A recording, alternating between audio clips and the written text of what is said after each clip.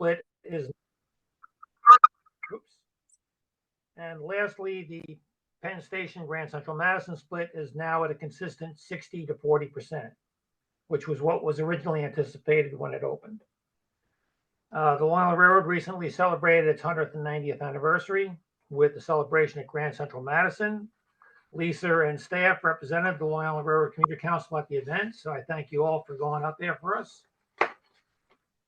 Okay, while we're still hopeful of getting some of our legislative priorities, such as the riders rep getting a vote on the MTA board, etc., we did receive one piece of good news within the recently adopted New York State budget, as funding was approved to give Long Island Railroad monthly commuters within the New York City limits a 10% discount on their monthly tickets. And as many of you may have seen, Newsday recently ran a front page article on the number of people who have been abusing the Long Island Railroad policy of allowing riders to request a ride now, pay later voucher. The percentage of people who actually mail in their payments is extremely low, and the Long Island Railroad is currently taking steps to address this very serious problem. Hector may or may not want to give you more information on that later in the program. Do we have any? That's pretty much it. Quiet month. Does anybody have any questions regarding the chair's report? If not, we'll go right down to Lisa's executive director report. I think she has something exciting to mention to us. We have a newest director, right? I do. Absolutely thrilled to welcome Brian Fritsch, who's our new associate director. Woo! This is day one for Brian. So as a special treat, he has a Long Island Railroad Commuter Council meeting. So you want to say a few words? Sure. Just very excited to become a part of PCAC. I've done the organization for the past 5 years, both as a manager of coalitions and then communications director for Regional Plan Association. So I was right across the street. And prior to that, I have a long history of working on political campaigns and advocacy campaigns. I helped run outreach and enrollment for the start of universal pre-K in New York City for a number of years, all across the city. And otherwise, I've worked on a number of issue and coalition-based campaigns, both New York statewide and more regionally. So really excited to be a part of the team, and I've known everyone here for a fairly long time, and I think that we're going to be able to do a lot of good things to really elevate riders within the MTA. So look forward to that. Yeah, no, we're very happy to welcome you, and we are in the process of getting Brian's photo and bio up online, and then we'll send information out to our members, and it'll be available for everyone to take a look. It's be nice to him. It's his first time. And I sat through 8 hours of orientation already. Right. But this is the real deal. Yes. Right. Chris, I'll get to you. Do you want to say? Go ahead, Chris. Chris is a member of our New York City Transit Riders Council and communications and outreach chair of ACTA, the advisory committee for transit accessibility for the MTA. Yes, I want to say welcome to the PCAC family. It will be a great honor to work with you, Brian. And thank God it's an easy name I can say, because it is very, very easy, because there's been other names I've been hearing, very hard to say, but now I can say, thank God there's a name I can say, Vice President Brian. And right. Brian, I'm also a member of the Long Island Railroad ADA Task Force with Jesse and Debbie with me here. And I do work a lot with accessibility as well.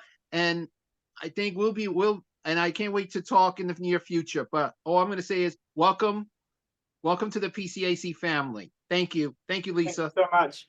Thanks. And Brian, one thing to know, the pronunciation of that gentleman's name is Greif, not Grief. Right. But sometimes you might be tempted to, right. Careful, and Jerry, you left out. I cause grief. Yes, yeah, right. Jesse knows. Maddie, your hand raised next. Yes, thank you, Lisa. I want to welcome Mr. Brian. First of all, we, as your vice president, We look forward to I have was only present conversation. for You a day, know, so me, we're I'm gonna go potentially with going to be like joining this. the Long Island Railroad ADA Task Force, and we look forward, to maybe speaking at these public meetings for the Metropolitan Transportation Authority. That's all I have to say. Thanks. I'll turn it over back to Lisa, and then Deborah looks like she has her hand raised. Thank you very much. Thank you. Thank you, Maddie. All right, Deborah. Thank you. Thank you, Maddie, and thank you. Welcome, Brian. And yes, thank you, Jerry, for saying our name correctly. We appreciate. Yes, we're trying to cause grief if our name's said wrong, but we try not to cause grief. We just like to work with everybody. And yes, Chris is right. I am also on the Long Island Railroad ADA Task Force. I chair the Brooklyn Family Support Advisory Council, and we advocate very strongly for things to go well with the Long Island Railroad. Especially, I love Long Island Cares. I love the help they give me to get on and off. So I'm welcome and I'm really glad. Thank you so much. Thank you. Yeah. And yes, I am Chris's mother, but Yeah. what Yeah. can I say? Awesome. Thanks all. All right. The other less exciting news. Yeah, there was some great news in the budget for commuters and riders, as Jerry noted in his report. The budget included a 10% monthly discount for monthly pass purchasers within New York City on Long Island Railroad and Metro North. Jano said it's like it brings it into the range of a city ticket monthly, which of course anything that has a word after city ticket, we consider that it should have a transfer opportunity to buses and subways, and we're going to continue to fight for that. So we've been asked many times, why is this only in New York City? The answer is because it's being funded through the Outer Borough Transportation Account, which was set up through congestion pricing phase 1.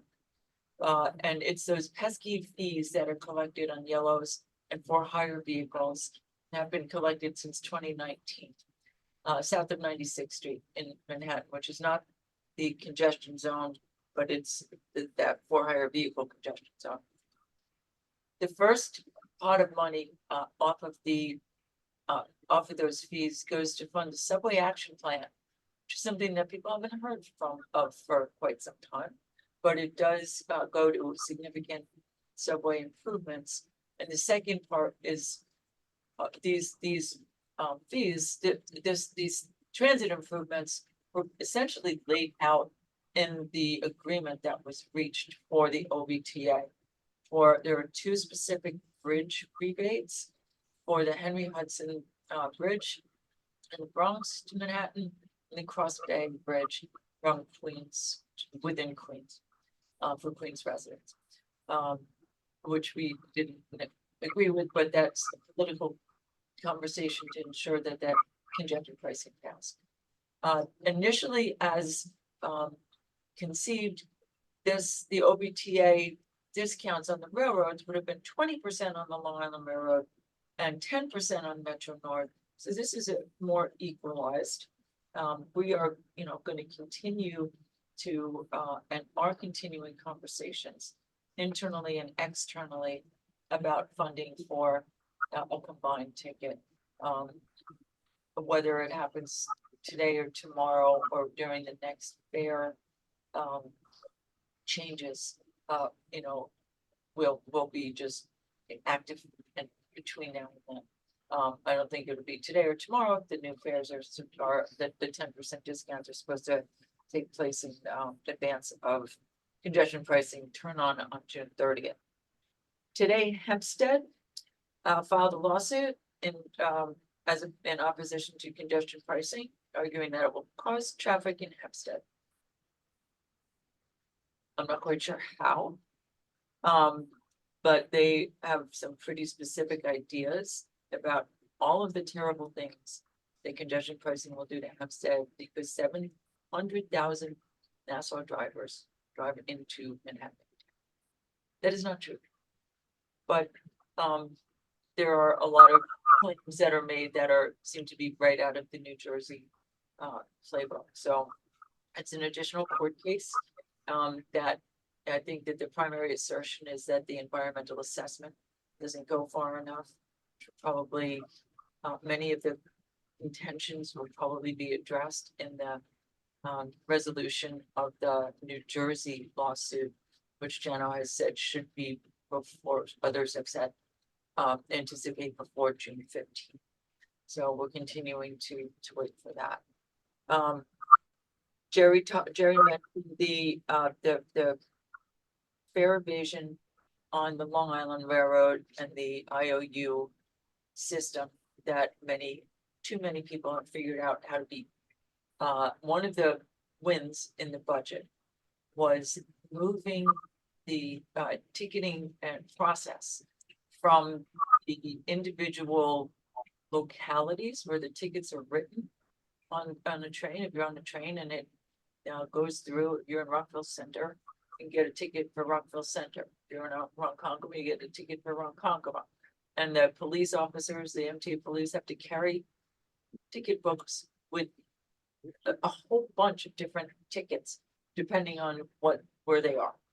It's pretty nuts, and it's made it very, I saw that when I was on the fare evasion task force and we were traveling with them.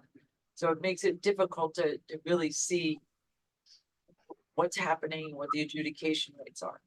So centralizing the fare, the adjudication of ticketing in the Transit Adjudication Bureau will allow for more centralized information collection and the ability to keep better tabs, as it were, on what's happening. So hopefully, if there are not just repeat offenders, but there are, but to be able to take action by showing that this is that these occurrences are taking place. So those are some of those wins. There are additional wins, including looking at some toll evasion tactics that are more enforceable against, and that can lead to some interdictions that are being practiced on a monthly basis now between the MTA police and the local authorities. Jessica had the opportunity to witness one of those out of her buses. That was quite the spectacle. And we got to see some photos, but they're on the increase. And this is not unique to New York. When I was in Texas, I saw some really interesting attempts to hide your plates.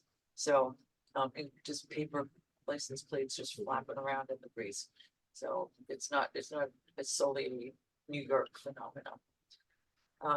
One thing that was interesting in the fare evasion, bringing that into the Transit Adjudication Bureau on the Long Island Railroad and Metro North, was that there's a similarity for leniency or fine forgiveness that is similar to the subways and buses.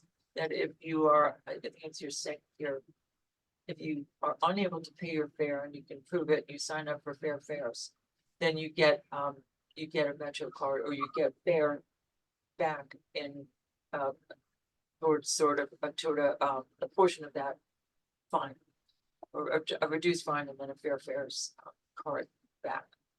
The fact that they're doing that on the railroads, but don't have fair fares yet on the railroads, is counterintuitive to us. So we're continuing to have conversations about what it will take to bring fair fares to the railroads, but first and probably most importantly is increasing eligibility to 200% of the federal poverty level, so that more people can take advantage of. Missed anything? And does anybody have any questions for me? Christopher? Yeah, a question, because it's really disturbing to see the Hempstead division talking about suing the MTA regarding congestion pricing, which they're all the way in Nassau County, and they should be worrying about their own traffic issues in the Hempstead region, because it's ridiculous the way buses are trying to get into the bus terminal. cars are always, blocking and always like the way they drive today, they're like insane. And then I'm looking at them like, why are you wasting driving a car, which you have a Long Island Railroad train that runs from Hempstead to Penn or Grand Central, or once in a blue moon, Atlantic Terminal.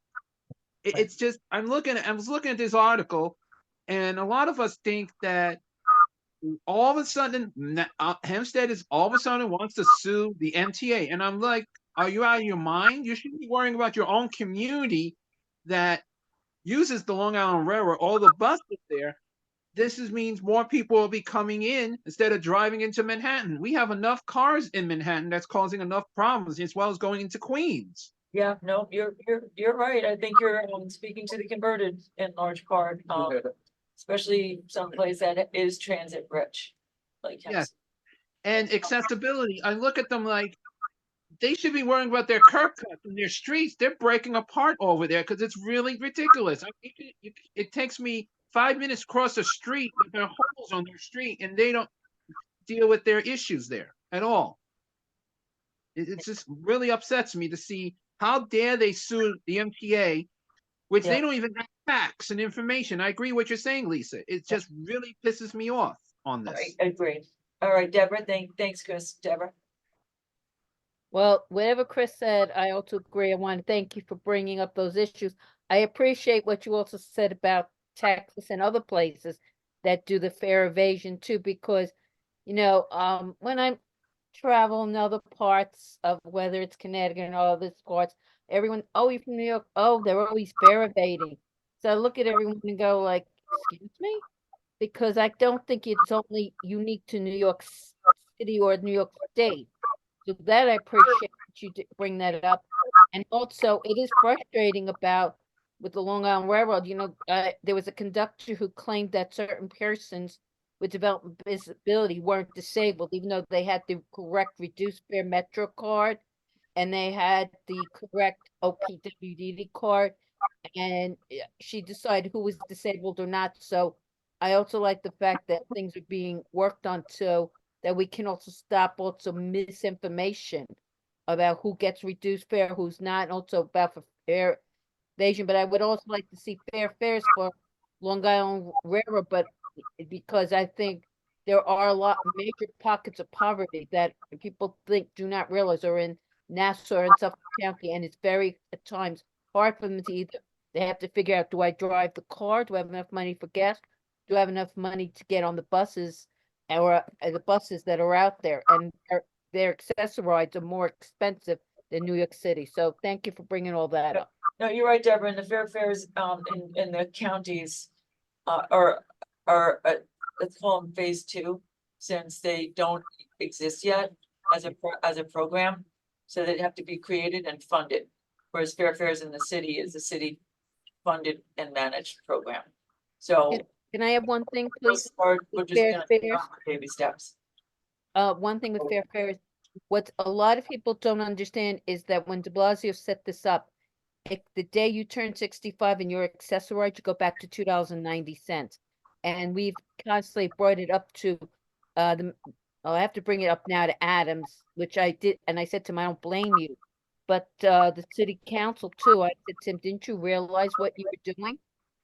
They all assumed that we were getting that the day we turn 65 and we have accessoride, the accessoride just charges us $1. Well, now it would be $1.45. And I go, no, it's $2.90 here. Okay, all right, yeah, Thank no, agree. All right, thank you, Deborah. Maddie? Thank you again, Lisa. Well, I would have to say I was a little shocked when Supervisor Clavin brought the lawsuit. I actually live in the town of Hempstead in Levittown. I invite you all to come there one day. I was a little shocked because, we have a diverse needs. We're the largest township in the United States. And, and there's pockets of poverty, like, as you mentioned, like Hempstead and stuff. I live in a pretty conservative area, such as your Levittown town. No, what was your reaction to Supervisor Clavin's lawsuit? We did not put out a statement, but it was that there's a lot of misinformation and disinformation out there that would probably be responded to, through the New Jersey resolution of the New Jersey lawsuits, because it seems to be out of the same playbook. Thank you very much. I was going to save this for old business, so I think I should save for old business. It's about fairs. Yep, let's do that then. All Okay, right, perfect, terrific. all right, Karen, Jack, communication and social media update. Yes, I'm gonna be giving the social media update today. So just three things. One, we received a lot of questions and we've seen some concerns online about why the North Passageway in Grand Central was sort of abruptly closed at the end of April. It will now be closed only after 9:30 p.m. on weekdays and all day on weekends. Electrics gonna talk to us about. Good. That was one thing, and then we saw some reports from riders of occasional issues with announcements, including some issues with announcing the wrong train at Jamaica that led to some riders boarding an express train when they thought it would be a local train. And conductors just not always sharing that certain cars will not open at certain stations. But the railroad did seem to be responsive on social media about that. And lastly, ongoing issues with connections at Jamaica, and calls for timed connections where people are missing their connections and they have to run up and over to another platform and then they end up still missing their transfer. That's it for this month. Great, thank you. I think we're Hector, we're on you.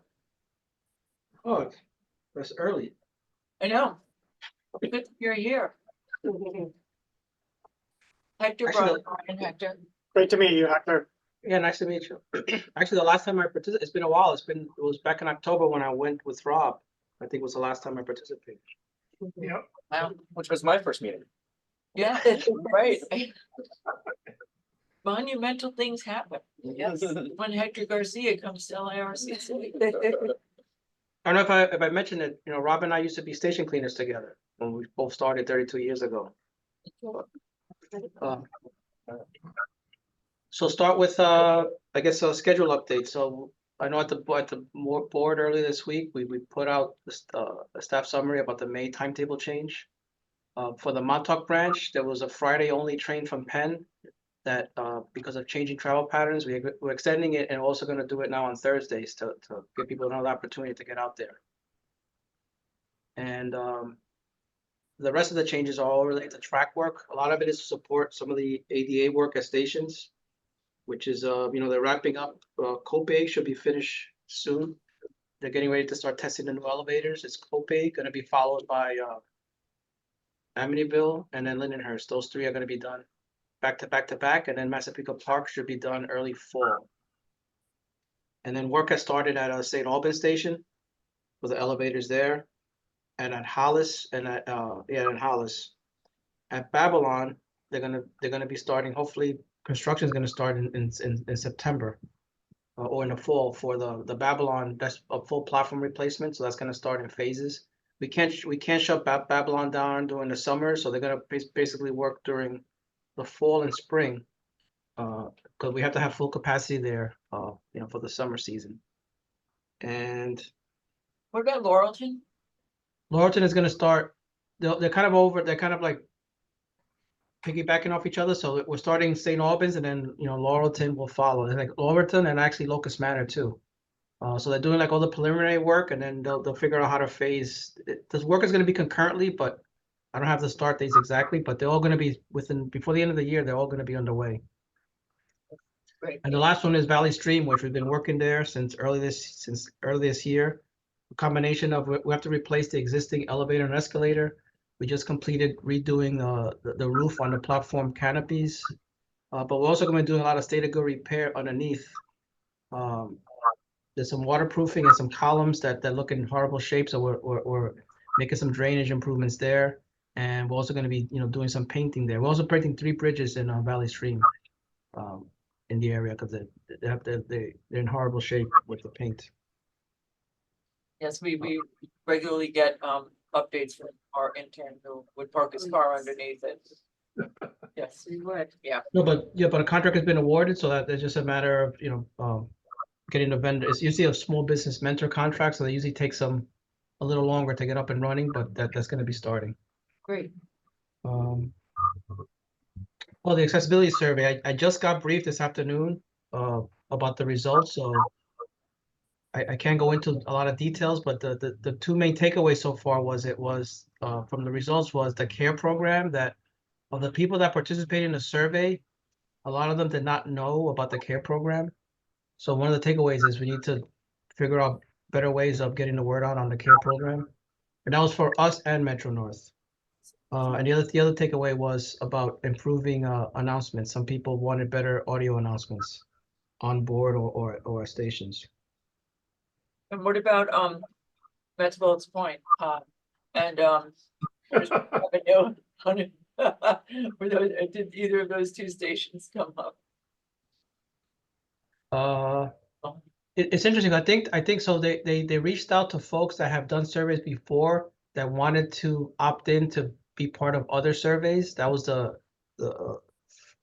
audience that they reached out to. So out of that, it was 17,000 people was the distribution. 17,000 existing customers that they reached out to. 17 or 70? 17,000. Okay. And until the response rate was 27%, 4,865 actually responded. But then after that, they needed to qualify the people that they were actually had a disability or that they were over 65. So 40% of those were qualified. So that it was 1,945 was the total sample, and it was almost 50-50 between Metro North and Railroad customers.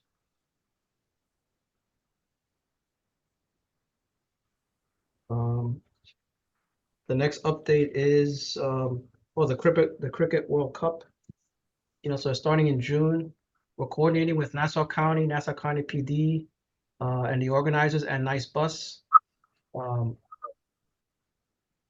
There's a lot of unknowns with this event. It seems they're still finishing up the temporary 34,000 seat stadium at Eisenhower Park. I think the organizers believe that most of the people are going to come by car. It is an international event. 4 of I think the 7 events are already sold out.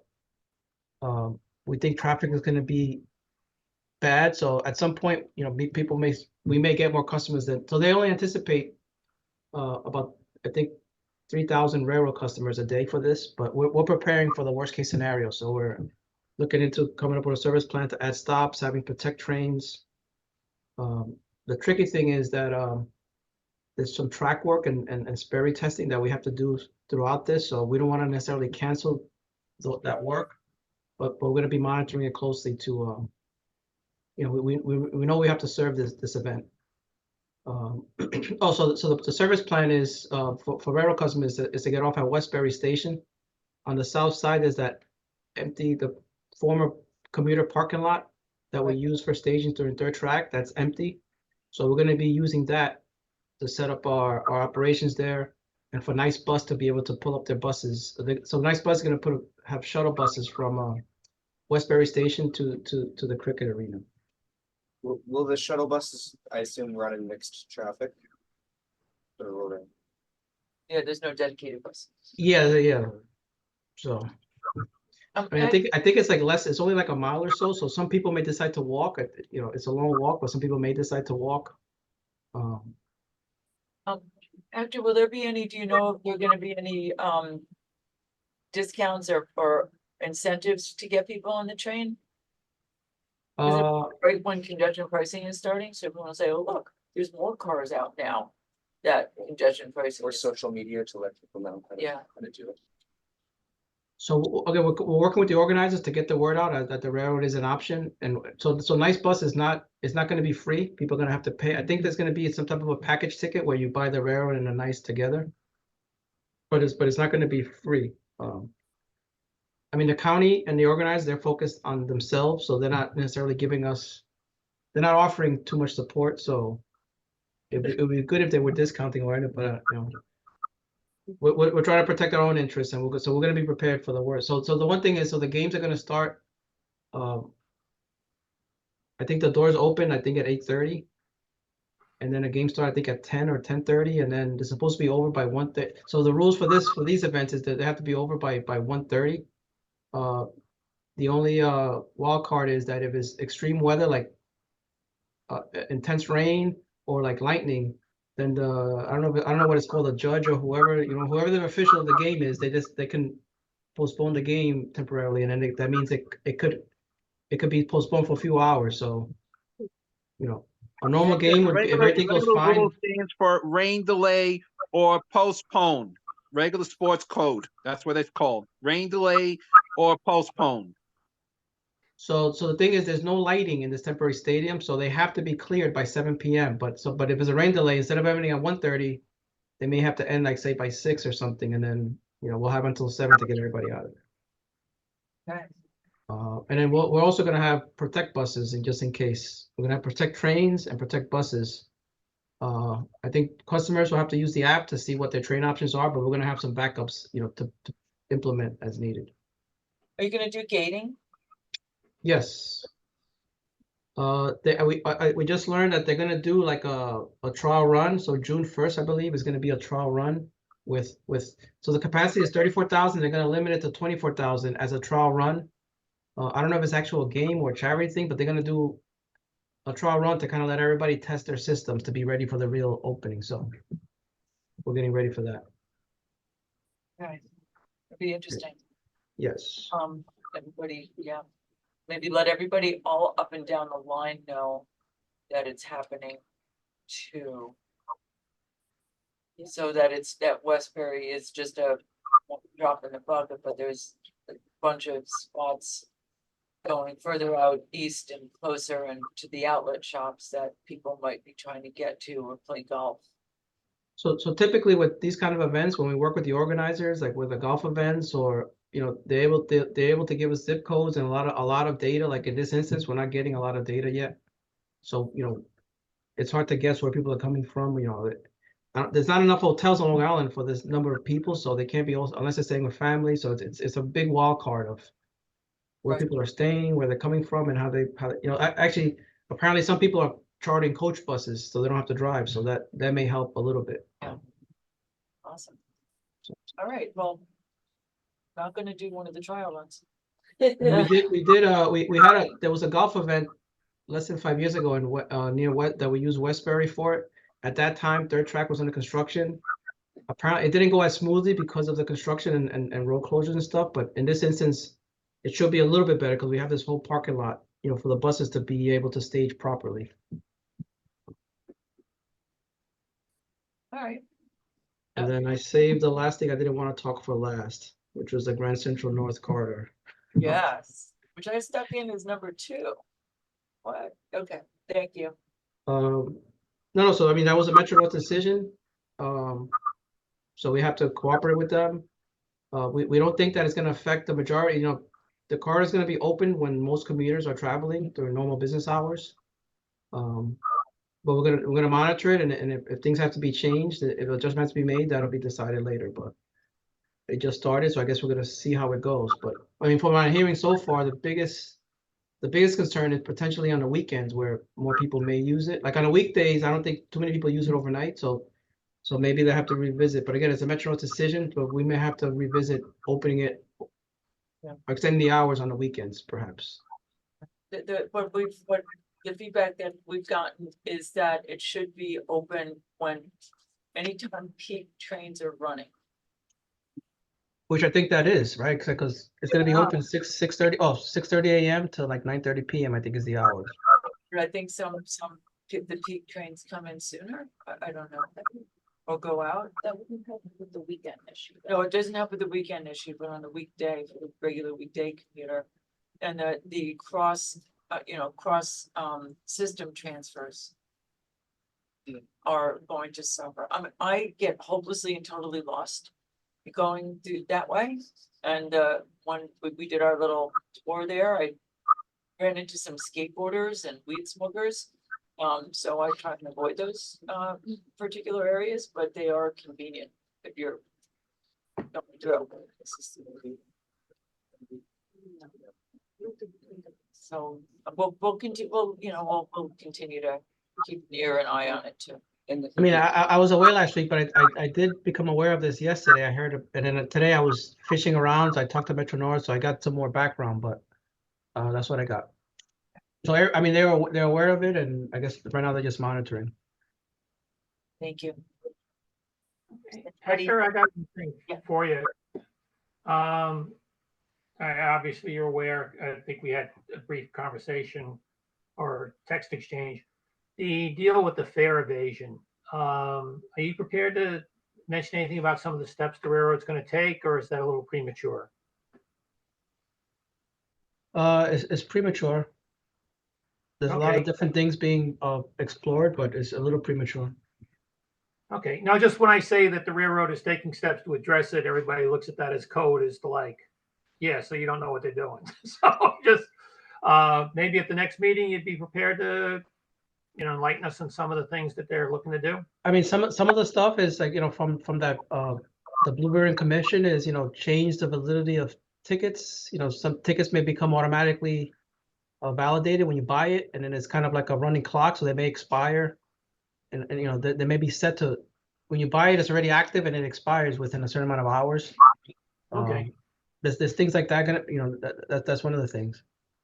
You'll let people know in advance, right? Yes. And I know people buy 10 at a time. All right, so for right now, we're gonna keep that policy in place, I guess. So the policies, we're looking at changing it now with the legislation that just got passed with the Transit Adjudication Bureau. We're gonna have to make, so that just got passed, and now we have to, and I think it takes effect in January, so we have to figure out how to implement that change. The summonses that people are gonna get, and then, so it's probably gonna be time together to make any changes with all that. Alrighty, I just wanted to let you know that, as a group, fare evasion is not something that we enjoy seeing. It ticks off a lot of our fellow commuters. So anything that you can do, we're 100% behind you, and please keep us in the loop. And like I said, anything we can do to support your efforts. I mean, if you come back to us and say that it's gotten so bad that we need to eliminate the program entirely, we may even be in a position to get behind that. I don't want to say that right now, but when I saw the numbers, how many people are actually, what was it, like 14% of the people were actually paying their fares after they got the. Really low number.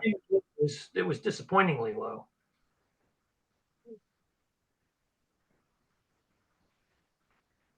All right. Well, I don't want to beat this one to death, but just, because it did get a lot of attention in the press. So obviously we're keeping our eye on it, but anything we can do to support you or the railroad's efforts in this, please let us know. Okay. All righty. Anything else for that? Oh, Mr. Greif, I think, has his hand up. Yes. Jerry, you can see my hand. Wow, I didn't know it was that. I'm just kidding. I can see everybody, but I can see you. Oh, that's good to know. I'll keep polishing it for you. I do have a question for Hector regarding the testing. Is the Warbury station accessible, and is there going to be additional Long Island Care staff to make sure that if, say, a person is getting off the train who wants to go to that event? Because this has been brought to my attention today, and I said to people, let me check, and I told them, if you're that concerned, to please, send it in. But so Westbury, that was part of third track, so that was fully redone. There's elevators, there's an underpass, there's ramps. So that station is fully accessible. And Nice Bus is gonna have, I believe they're gonna have eight buses and 2 ADA vans there for customers that need them. But at the same time, Hector, since that event is going on, are you going to have Long Island Care staff attending to have someone there? We're gonna have staff there, or the plan is being developed, but I'll highlight that. I'll highlight that. But we're gonna have staff there. It's gonna be fully staffed. We're gonna have, between MTPD and station and transportation staff, we're gonna have a lot of staff there. Oh, I definitely was aware with the MTA police, because any of those kind of events, I definitely see MTA police there. Any events I see, I mean, wow, when there's an event, MTA police is there. But the concern is if you have staff and they are set up for, like, they need the bridge plate, We just need to remind the staff to please make sure that those customers are getting assisted on the train, because those kind of events might get crowded. I'm just concerned for accessibility, safety, and I think everyone will agree with me on that, just to make sure they get on the right train and right direction, and what car they have to get on and off, because not all stations like Atlantic, if the train goes straight to Atlantic, doesn't come all the way in. So we just want to be clear on that. And another thing with that is on a few of the days of this cricket thing, there's also some events at UBS, not major events, but events nonetheless. So if they get delayed because of weather, we may have between rush hour, UBS, and cricket people all intermingling. It won't be the Stanley Cup. Yeah. All right. Oh, and I forgot to mention, next Thursday, the 9th, we're planning a press event at Plandome Station at 10 a.m. We did some renovation work there, so we're gonna be debuting that. So next Thursday at 10 a.m. at Plandome Station. All right, thank you. Thank you. You. Thank you. Okay. We are at, Brian's gonna, We're gonna dip out, but thank He you very has to much go. for the warm welcome. I really appreciate it. warm out on it. No, Thank you, Brian. Family obligation today. And we'll watch the rest of this. Thanks, Brian. Old business. Okay, so Hector, we're good with Hector? Wait, I Before he think, goes? I'm sure Stu has his hand up, and I know that Stu has a question for Hector, so. How do you know he has a question? Maybe Oh, he wants to I'll say. bet- I'll bet you $1. I'll have a question and a statement. I gather that Annabelle's not with us today. I sent her a note and asked her to acknowledge that she received it, and I never got a receipt. And then Lisa, I sent it to the office and asked if he could forward it. Do you know if she's received it? So I learned that Annabelle, left the building, and moved on to another position. She actually left the agency, Ah. so she's no longer with the railroad MTA at all, as of 2 weeks ago. Okay, so it goes back to Hector then, I guess. So Hector will get a note from me. And I'm just going to make this comment. I think this is less relevant, but we're talking about Jamaica transfer. And the main, I don't even know what it's called now. The boards, the monitors that show you the trains schedules and what track they're coming in. I think it would be helpful to some people anyway, if it didn't just show the schedule time, but if it showed that they're late. For me, I can take either the Grand Central or the Penn train. If I see that the Penn train's right behind the Grand Central train, I'll wait for Penn, and then I discover that the Penn train is 15 minutes late. You know, it wasn't. It was not good scheduling for me. So it would help if the display showed if the train is on schedule or behind.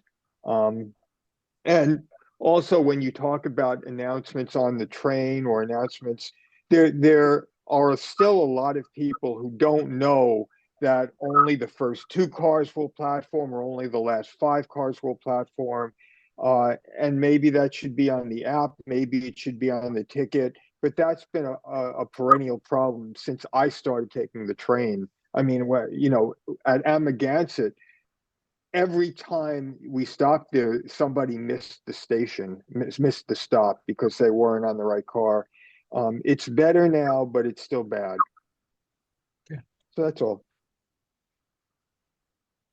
Actually, so I forgot an update about, I don't know if it was, we added a train in Great Neck. You know, there was a train there was a Port Washington train in the morning that was over 90% capacity, several days a week, week to week. So to relieve pressure off that train, we were able to add another train right in front of it that left from Great Neck, and it made the stops. We added Little Neck and Bayside, so that those customers didn't, you know, so those people can leave and then not have to get on that train, and that's been helping out. And then the second thing was, because typically the trains on that branch, everybody, the last 10, the rear cars all platform, we changed it to like the head cars so that it distributed the customers better to help with that.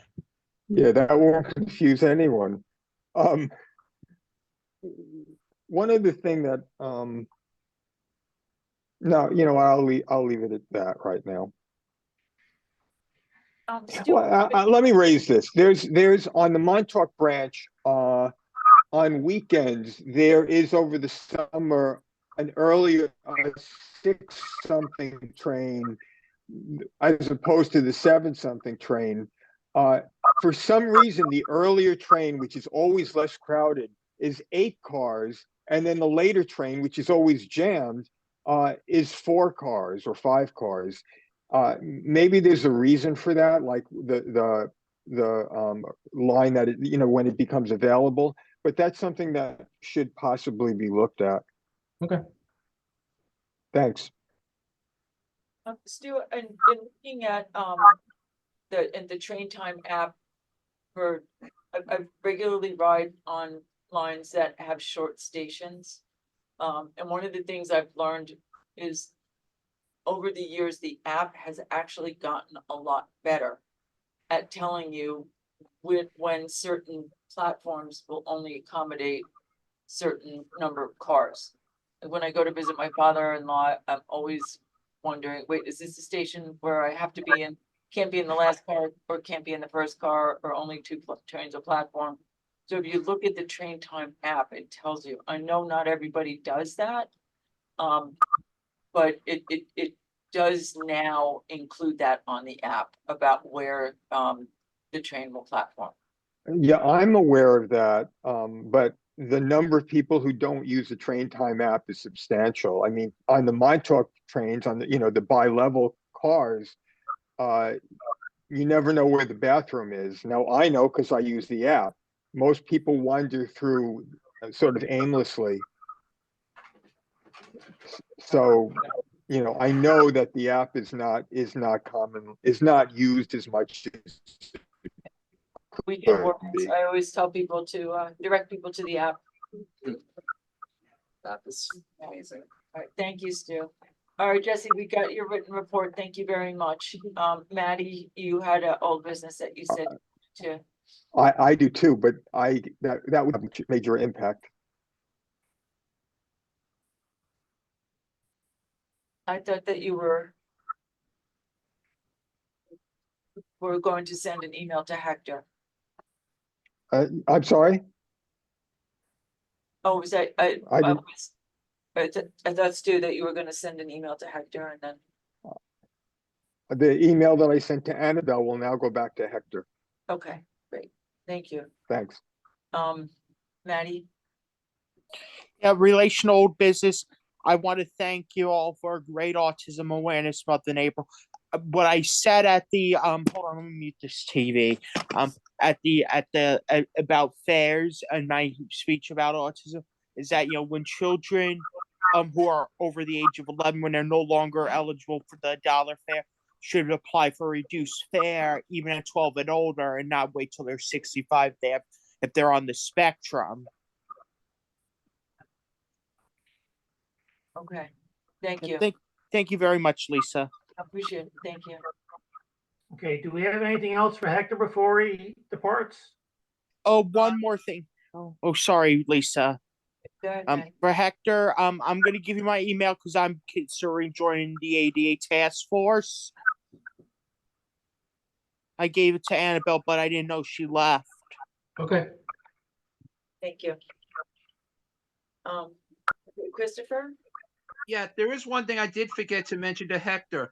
Hector, there was one thing you did bring up, and the reason I know on the survey, because as the community outreach officer, there is, and I'll be honest with you, Long Island Railroad, you guys did a lot of outreaching, mentioning Long Island Cares, but when I mentioned it to Q the other day, and I did have a little meeting with him and Sarah Berry, it's Metro North has it more that they don't mention enough outreaching. And I said to him, that's not true, because I said, Hector, when we have Vanessa Laco and Ryan, you guys gave out those Long Island Cares brochures.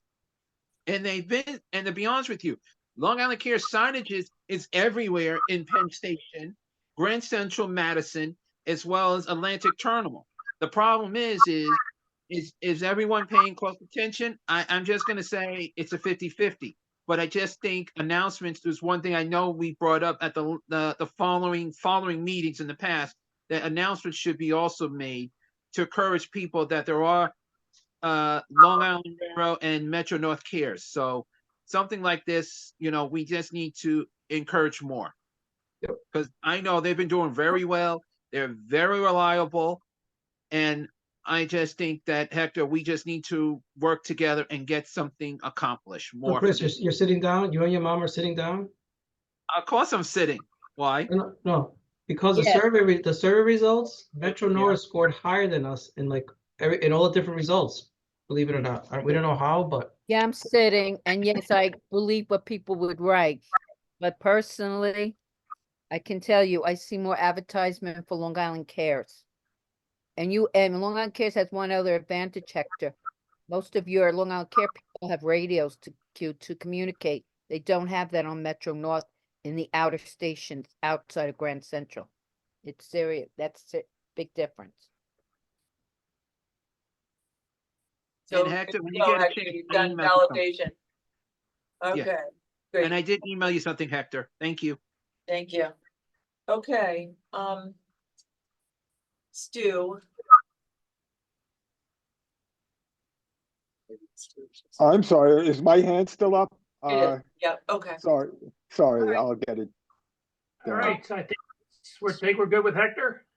Yeah, I think we've covered everything. All right, Hector, we greatly appreciate you. We know you're very busy with your new position and everything, so. no I problem. want to know, Hector, if that means that, if you and Rob start at the same time, that you're the next president. We only have one president at a time, so. Yes. All right. Well, you'd make a fine heir to the throne, I'll tell you that, but. Yeah. All right, let's move on. Old We've business. actually worked our way through the entire agenda. Oh, we have old business, new business, just quick, or maybe we don't have anything to bring up. I don't know. We just did that. Was there any new, or I think we just did old and new together? All right, for new, just maybe we should mention that, yeah, Lisa, you were in contact with Senator Oh, Gillibrand's yes, office. yes, you're right, I'm sorry. No. How could I forget that? Yeah, so we, Karen and I met with, Senator Gillibrand's office yesterday. Yeah. Wow. Yesterday, regarding the wage works, and transit check saga. And we spoke with some folks we haven't spoken with there. And it was a good conversation. Yeah. And they're the next little while, they're tied up with FAA reauthorization. So they've told us already that this is just right now, it's a crunch time for them.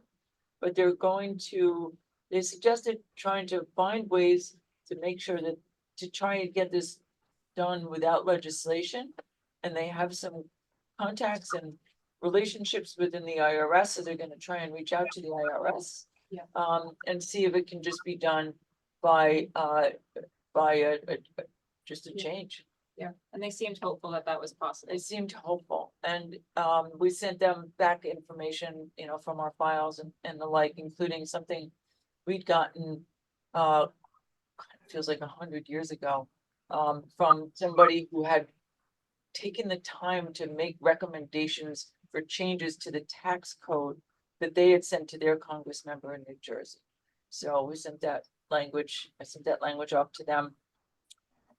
The person in the office in Washington deals with taxation and finance and transportation. Also said, this would also seem to be an issue for the Consumer Financial Protection, Consumer Fraud Protection Bureau.